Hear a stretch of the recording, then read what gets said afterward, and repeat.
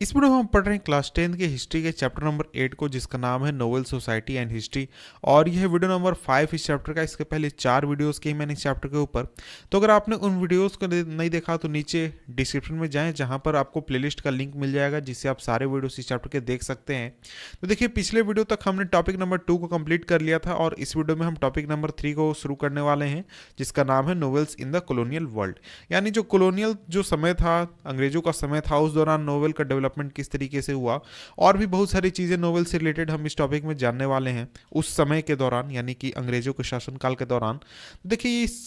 Topic को शुरू करने से पहले इस टॉपिक का जो इंट्रोडक्शन है उसको हम देख लेते हैं कि आखिर हमें इस चैप्टर में इस टॉपिक में पढ़ना क्या है, किस तरीके से पढ़ना है। देखिए, यहाँ पर कहा जा रहा है कि अगर हम नोवेल की हिस्ट्री को देखें इंडिया में और इंडिया के अलग अलग रीजन्स में, तो हमें कई सारे क्षेत्रीय विशेषताएं देखने को मिल जाती हैं। यानी कि हर एक रीजन का जो अलग अलग रीजन है नोवेल का, वहाँ पर हमको कुछ ना कुछ खास देखने को मिल जाता है। और इसके साथ ही कई सारे पैटर्न्स देखने को मिल जाते हैं, और एक जैसे कई सारे कंसर्न्स, कई सारे सोच आपको भी देखने को भी मिल जाते हैं। इसके साथ ही कई सवाल भी उठते हैं कि आखिर वो कौन सी चीज़ थी जो ऑथर्स को लिखने के लिए इंस्पायर करती थी, नोवेल्स को कौन पढ़ते थे, या फिर जो कल्चर है रीडिंग का वो किस तरीके से डेवलप हुआ। इसके अलावा बहुत सारे क्वेश्चंस हैं जिसको कि हम इस टॉपिक में, यानी टॉपिक नंबर 3 में हम डिस्कस करने वाले हैं। तो देखिए, 3 में सबसे पहला टॉपिक है हमारा 3.1, यूजेस ऑफ नोवेल। कि आखिर नोवेल का यूज़ क्या था, नोवेल का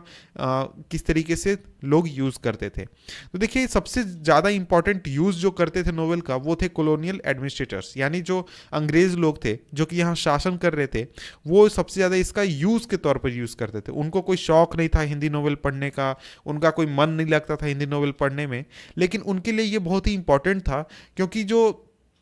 कॉलोनियल एडमिनिस्ट्रेटर्स थे वो, उनके लिए ये बहुत ही इंपॉर्टेंट सोर्स था। जो हमारा वर्नाकुलर नोवेल्स है, यानी जो लोकल लैंग्वेज में जो नोवेल्स हैं, वो एक इंपॉर्टेंट सोर्स था जो यहाँ के जो नेटिव लोग हैं, यानी कि यहाँ के जो मूल निवासी, उनका लाइफ कैसा है, उनके कस्टम्स क्या हैं, इन सभी चीज़ों के बारे में जानने के लिए। तो ऐसे जो इन्फॉर्मेशन थे वो बहुत ही इंपॉर्टेंट थे कॉलोनियल एडमिनिस्ट्रेटर्स के लिए, ताकि वो आसानी से इंडियन सोसाइटी में रूल कर सके। और इसके साथ ही एक चीज़ और है कि देखिए, इंडियन सोसाइटी ऐसा नहीं कि दूसरे देशों की सोसाइटी की जैसे, जैसे यूरोप के किसी देश की सोसाइटी या फिर किसी और कंट्री की सोसाइटी जैसी, इंडिया के सोसाइटी को आप देखें तो इसमें बहुत सारे कम्युनिटीज़ आपको देखने को मिल जाते हैं, बहुत सारे कास्ट मिल जाते हैं, और इन सभी का जो एक तरीके से वर्किंग स्टाइल है या फिर इनका जो लिविंग स्टाइल है, ये एक दूसरे से डिफरेंट है। इसलिए इंडियन सोसाइटी को अच्छी तरीके से समझने के लिए इनको किसी न किसी चीज़ का सहारा लेना था, इसलिए ये सहारा लेते थे इन नोवेल्स का। और इसके साथ ही क्योंकि जो ब्रिटिशर्स थे वो आउटसाइडर्स थे, वो यहाँ के तो रहने वाले थे नहीं, तो इसलिए उनको इन चीज़ों के बारे में, यानी इंडिया के जो घर परिवार हैं या फिर समाज है, उसके बारे में बहुत ही कम नॉलेज थी। और इसलिए जो नोवेल्स थे वो काफ़ी उनके लिए इंपॉर्टेंट थे। और जो नए नोवेल्स आ रहे थे इंडियन लैंग्वेजेस में, वो आपको डोमेस्टिक लाइफ के ऊपर बेस्ड थे। हमने पहले भी देखा टॉपिक नंबर 2 में कि इंडिया में बहुत सारे नोवेल्स आपको डोमेस्टिक लाइफ के ऊपर भी बेस्ड थे, और ये आसानी से आपको जानकारी प्रोवाइड कर देते थे कि लोगों का सोच क्या है घर के प्रति या फिर समाज के प्रति, समाज किस तरीके से चलता है, क्या क्या प्रॉब्लम्स है, क्या अच्छी बातें हैं, किन कौन सी चीज़ को वो फ़ायदा उठा सकते हैं कॉलोनियल रूलर्स। तो इसलिए ये जो चीज़ था नोवेल, उनके लिए बहुत ही इंपॉर्टेंट था। तो यही चीज़ यहाँ पर लिखा गया कि ये जो नोवेल्स थे ये दिखाते थे कि लोग किस तरीके से कपड़े पहनते हैं, उनका रिलीजियस वर्शिप का फॉर्म क्या है, उनके बिलीव्स क्या है, उनके प्रैक्टिसेस क्या हैं, इसके अलावा बहुत सारी चीज़ें। और ये जो बुक्स थे, यानी ये जो नोवेल्स थे, इनको जनरली इंग्लिश में ट्रांसलेट किया जाता था, तब वो जाकर पढ़ते थे। और ये मेनली आपको ट्रांसलेट किए जाते थे ब्रिटिश एडमिनिस्ट्रेटर्स द्वारा, या फिर आपको जो क्रिश्चियन मिशनरीज इंडिया में काम कर रही थी उनके द्वारा। इसके बाद अगर हम आगे बढ़ें, तो आगे अगर हम बात करें तो जो इंडियंस थे, तो हमने तो पहले देखा कि जो ब्रिटिशर्स थे उनके किस तरीके से काम आ रहा था नोवेल। अब हम देखते हैं कि जो इंडियंस हैं उनके काम किस तरीके से नोवेल्स आ रहा है। तो देखिए, इंडियंस जो थे वो जो थे वो नोवेल को एक मीडियम के रूप में यूज़ करते थे, एक टूल के रूप में यूज़ करते थे, और ये बहुत ही पावरफुल मीडियम था, बहुत ही इंपॉर्टेंट मीडियम था, ताकि वो आसानी से उन चीज़ों को क्रिटिसाइज कर सके जो कि वो समझते हैं कि सोसाइटी में खराब है या फिर उसको सुधारने की ज़रूरत है। और इसके साथ ही वो रेमेडीज को सजेस्ट करते थे कि देखिए, ये जो चीज़ है ना,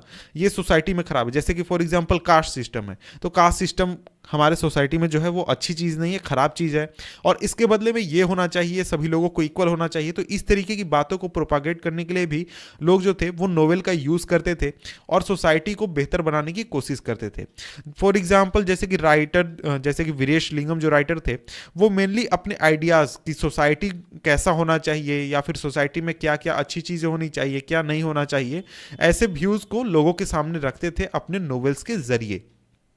इसके साथ ही नोवेल जो थे वो एक तरीके का इतिहास के साथ रिलेशनशिप बनाने में हेल्प करते थे। देखिए बहुत सारे जो नोवेल्स जो थे वो एडवेंचर के ऊपर बेस्ड थे या फिर ऐसे इवेंट्स के ऊपर बेस्ड थे जो कि पास्ट में हुआ है, और लोग जब इन इवेंट्स को पढ़ते थे, इन एडवेंचर्स को पढ़ते थे और अपने इतिहास को देखते थे कि देखिए जो हमारा जो इतिहास है वो इतना अच्छा रहा है, इतना मजबूत रहा है, हमारे पास भी कभी पावर हुआ करता था, हमारे पूर्वज भी कभी इतने बड़े इलाके पर राज किया करते थे, हमारा जो इलाका था वो इतना मजबूत हुआ करता था। तो इन चीजों को देखकर जो लोग थे उनके अंदर एक तरीके का नेशनल प्राइड आता था और अपने इतिहास पर खुद पर एक तरीके से उनको विश्वास होता था, गर्व होता था। इसके साथ ही एक और चीज़ ये भी इंपॉर्टेंट है कि देखिए जो नोवेल है उसको कोई भी पढ़ सकता था, उसके लिए सिर्फ एक शर्त थी कि उनको कॉमन लैंग्वेज आनी चाहिए। इसका मतलब ये हुआ कि कोई अगर कन्नड़ लैंग्वेज जानता है तो जितने लोग कन्नड़ लैंग्वेज जानते हैं वो आसानी से उस नोवेल को पढ़ सकते हैं। अगर कोई हिंदी के नोवेल है तो उसको कोई भी पढ़ सकता है, कोई भी आसानी से जाकर पढ़ सकता है, सिर्फ उसको हिंदी लैंग्वेज आना चाहिए। तो ये जो चीज़ है ये आसानी से लोगों के बीच में एक तरीके का कलेक्टिव बिलोंगिंग या फिर एक तरीके का एकता का रूप,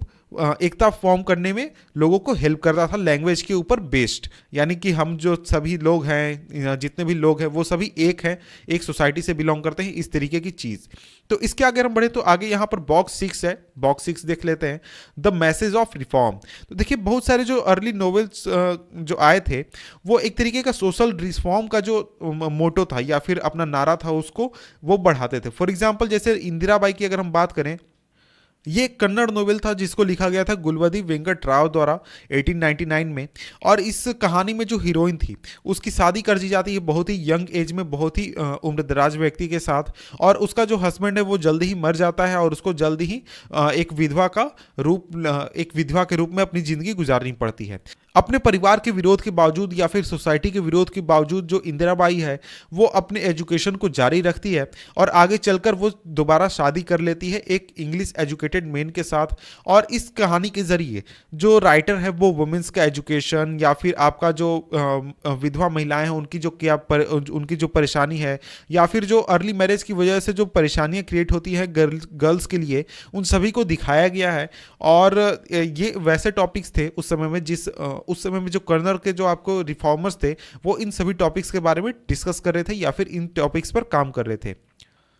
इसके आगे कहा जा रहा है कि देखिए आपने ये नोटिस किया होगा कि अलग अलग रीजन्स में जो लोग हैं वो सेम लैंग्वेज बोलते हैं लेकिन उसको अलग अलग तरीके से बोलते हैं। कई बार लोग जो होते हैं वो अलग अलग वर्ड यूज़ करते हैं सेम चीज़ के लिए, और कई बार ऐसा होता है कि सेम वर्ड को अलग अलग तरीके से प्रोनाउंस किया जाता है। तो देखिए नोवेल्स के आ जाने की वजह से तो इस तरीके के जो वेरिएशन थे वो प्रिंट में आ गए, यानी कि जो नोवेल्स थे उसमें भी इंक्लूड हो गए। और नोवेल्स में इंक्लूड होने की वजह से लोग जो थे वो कैरेक्टर्स किस तरीके की भाषा को यूज़ कर रहा है और इस चीज को देखकर लोग आसानी से उसके रीजन को कि वहाँ वो कहाँ से बिलोंग करता है, वो किस क्लास का है या फिर किस कास्ट का है, इस चीज़ को आसानी से वो पहचान लेते थे, जान लेते थे। तो देखिए नोवेल जो थे वो एक तरीके से लोगों के सामने उन चीज़ों को ला रहे थे कि देखिए अलग अलग रीजन्स में, यानी कि मान लीजिए कोई व्यक्ति है जो अपने रीजन से बाहर नहीं गया है, उसको भी ये पता चलता था कि दूसरे रीजन में लोग जो हैं वो किस तरीके से अपने लैंग्वेज को बोलते हैं, उनके लैंग्वेज उनके बोलने के तरीके में और दूसरे इलाकों में क्या डिफरेंस है। इसके आगे अब हम पढ़ते हैं topic number 3.2 the problem of being modern. तो देखिए नोवेल जो थे वो मेनली आपको इमेजिनरी स्टोरीज के ऊपर बेस्ड हुआ करते थे, लेकिन कई बार जो नोवेल्स थे वो आपको रियल वर्ल्ड से रिलेटेड भी बात किया करते थे। लेकिन जो नोवेल्स थे चाहे वो रियल वर्ल्ड की बात करें या फिर इमेजिनरी स्टोरीज के ऊपर बेस्ड जो नोवेल थे वो चीज़ों को उस तरीके से नहीं दिखाते थे जिस तरीके से वो रियलिटी में होती हैं, यानी कई बार दिखाते थे कई बार नहीं दिखाते थे। कई बार ऐसा होता था कि जो नोवेल्स थे वो चीज़ों को इस तरीके से दिखाते थे जैसे वो होनी चाहिए, यानी कि एक तरीके का विजन दिखाते थे। फॉर एग्जाम्पल अगर हम बात करें जैसे कास्ट सिस्टम की बात करें, तो कास्ट सिस्टम है सोसाइटी में, लेकिन नोवेल में दिखाया गया कि कास्ट सिस्टम नहीं है, इसका मतलब कि कास्ट सिस्टम नहीं होना चाहिए, ये वो बताने की कोशिश कर रहे थे नोवेल में। तो इस तरीके से जो नोवेल थे वो कई बार आपको देखने को मिलते थे। और जो सोशल नोवेलिस्ट जो थे वो हीरोज या फिर जो हीरोइंस होती थी नोवेल में, उनको आइडियल क्वालिटी के साथ बनाते थे कि जो हीरो है या फिर हीरोइन है उसमें बहुत अच्छी अच्छी क्वालिटी भरी हुई है, उसमें किसी भी तरीके का फ्लॉ नहीं है, इस तरीके की बनाया करते हैं। जैसा कि आजकल हम फिल्मों में देखते हैं कि हीरो जो होता है वो बहुत ही शानदार होता है, बहुत ही उसके पास पावर है, बहुत ही अच्छा आदमी, इस तरीके की चीज़ें। ऐसा करने के पीछे रीज़न ये था कि जो रीडर्स हैं वो आसानी से हीरोज़ को और हीरोइंस को एडमायर कर सके, इमिटेट कर सके, उनको फॉलो कर सके। लेकिन यहाँ पर सवाल ये उठता है कि जो आइडियल क्वालिटीज़ की यहाँ पर बात की जा रही है उसको डिफाइन कैसे किया जाए। आखिर क्या आइडियल क्वालिटीज़ होनी चाहिए हीरोज़ में और हीरोइंस में जिसको लोग फॉलो कर सकें। तो देखिए बहुत सारे जो नोवेल लिखे गए थे कॉलोनियल पीरियड के दौरान, उसमें जो आइडियल पर्सन होता था वो एक तरीके की मेन टॉपिक को डिस्कस करता था। वो ये था कि जो कॉलोनियल पीरियड में जो आइडियाज़ आ रहे हैं, जो मॉडर्न आइडियाज आ रहे हैं आपको वेस्ट से यानी ब्रिटेन से, उसको वो एक्सेप्ट भी करे, लेकिन जो ट्रेडिशन है अपना उसको ना त्यागे वो, यानी ट्रेडिशन को छोड़े बिना वो आसानी से अपने जो नए विचार आ रहे हैं वेस्ट से यानी ब्रिटेन से उसको एक्सेप्ट कर ले, उसको अपना ले, लेकिन वो अपने कल्चर को, अपने ट्रेडिशन को यानी कि अपने आइडेंटिटी को वो ना त्यागे। ये एक तरीके का आइडियल दिखाने की कोशिश की गई थी उस समय में।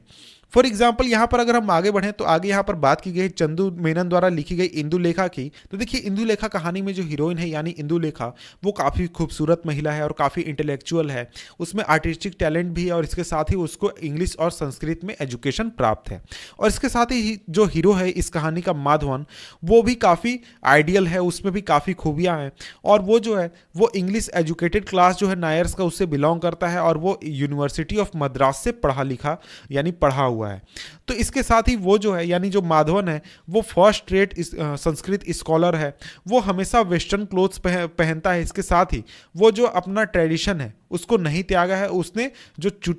जो चोटी रखी जाती है नायर कस्टम में उसको वो अपने साथ रखता है, यानी वो उसको रखता है।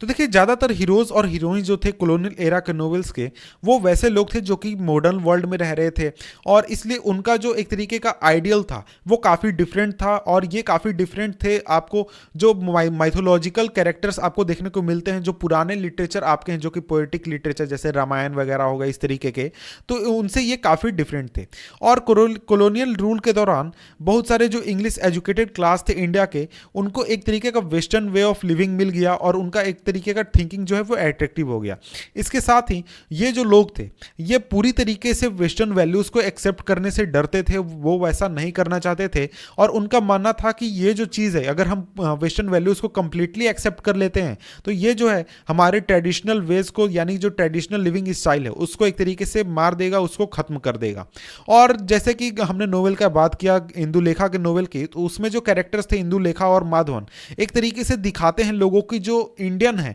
वो किस तरीके से फॉरेन लाइफ स्टाइल को एक्सेप्ट करते हुए भी अपना जो इंडियननेस है यानी भारतीयता है उसको किस तरीके से बनाकर रख सकते हैं। तो इसके आगे हम बढ़ें तो आगे यहां पर हमारा टॉपिक है topic number 3.3 pleasure of reading.